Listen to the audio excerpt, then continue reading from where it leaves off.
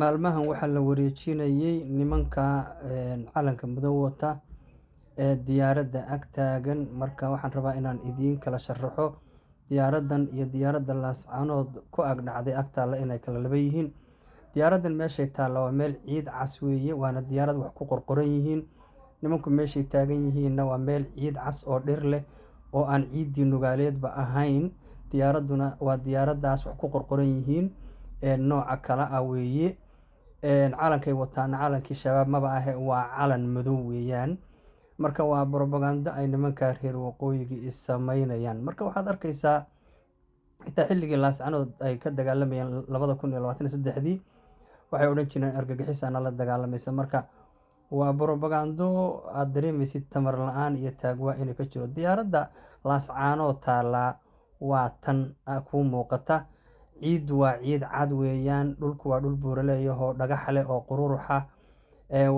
Diyaaraddu waa diyaaradda cad ee maaragtay aan minaha hareeraheeda ay hawdka iyo casaanka iyo aan waxba lahayn.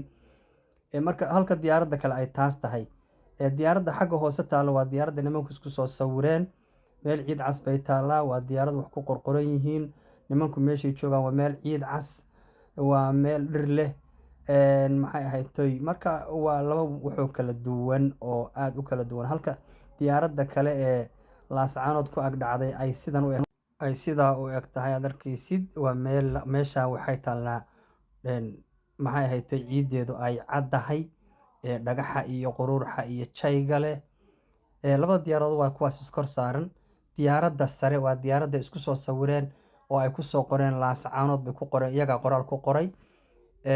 Meel ciid cas bay taalla, waana diyaaradda wax ku qorqoran yihiin sida xunna maaragtay dee u muuqata. Diyaaradda laascaanood ku ag dhacday waa diyaaradda ciidda ay taalla waa ciidda cad, waa dhul dhagaxleeyaho dhulkii nugaaleed ah, waana diyaarad cad weeyaan. Marka waa kala laba diyaaradood. Diyaaraduna isuma eka, environmentiga iyo ciidda ay yaalaana isumaba ekow. Marka waxaad dareemaysaa inay diyaarad uun meel taalla arkeen, kadibna ay is yiraahdeen war diyaaraddan propagandadaas ku duuba.